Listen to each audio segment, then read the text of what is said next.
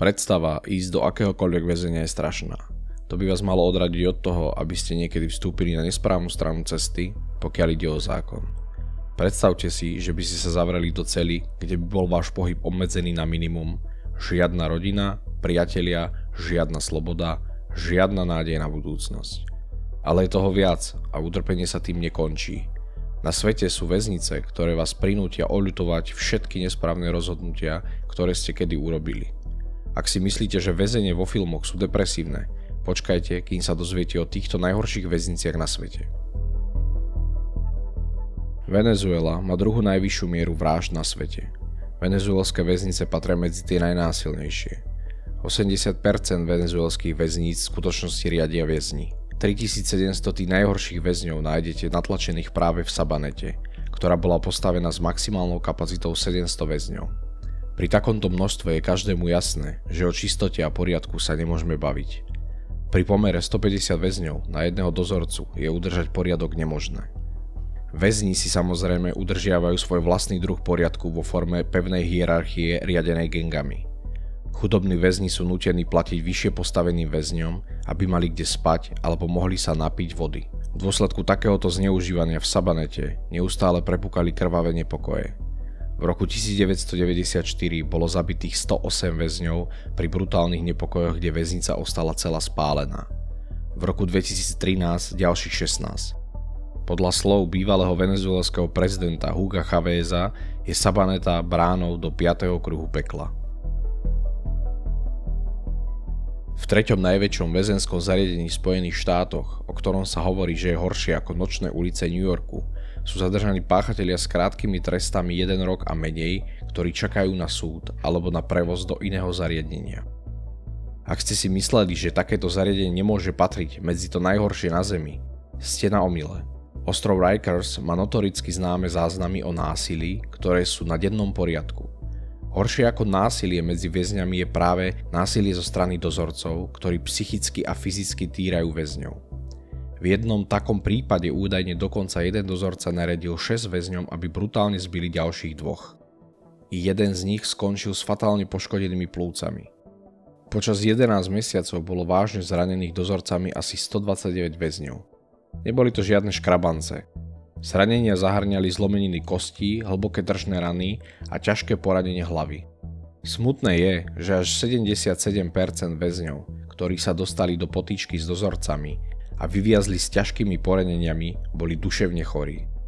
V Rikers totižto je väznených alebo čakajúcich na súd duševne chorých viac ako v 24 psychiatrických liečebniach v New Yorku dohromady.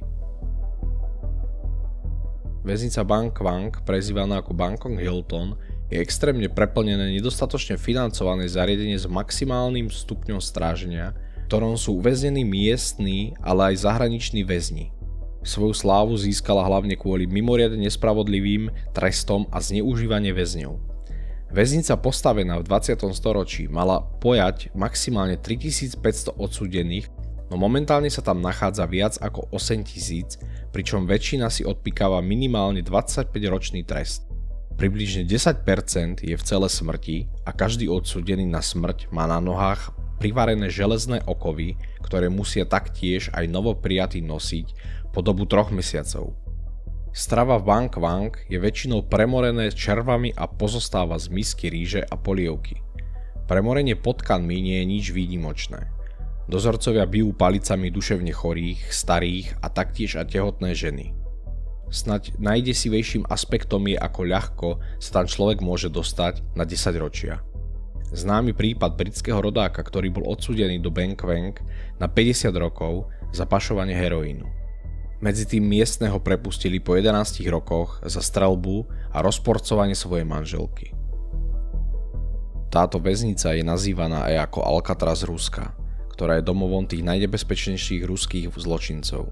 Väznicu zavretí v dvojlôžkovej cele 22,5 hodiny denne. Povolené návštevy sú len 2-krát do roka. A to je všetko, v čom môžu väzni dúfať, pretože okolie väzenia je obklopené ľadovým jazerom a je nemožné uísť. Ak by sa chceli prekopať, narazia na vodu, pokiaľ by chceli preplávať, buď zamrznú, alebo ich dozorcovia zastrelia. Pokiaľ sa väzeň neriadi pravidlami, izolácia sa ešte zhoršuje.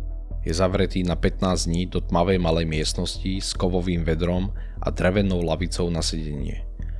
Na hodinu a pol denne sú pustení do malých klietok mimo izieb, ktoré sú veľké akurát na pár krokov.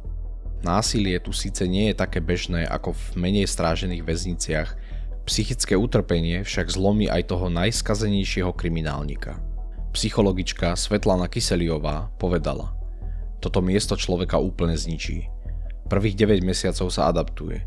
Po 4 rokoch sa začína rozpadať osobnosť, nikto tu nevydrží 25 rokov, aby ho to nezničilo. Pri návšteve väznice si užijete sledovanie kohútich zápasov, drogy každého druhu, prístup k najnovším technológiám čierneho trhu. Asi to môže znieť všetko zaujímavo, ale ako náhle sa dostanete do väznice, je vysoká percentuálna šanca, že už sa nedostanete odtiaľ živí. Je to hlavne preto, že táto väznica má veľmi málo dozorcov, ktorí by väzňom zabránili v vzájomnom zabíjaní, znásilňovaní alebo mučení.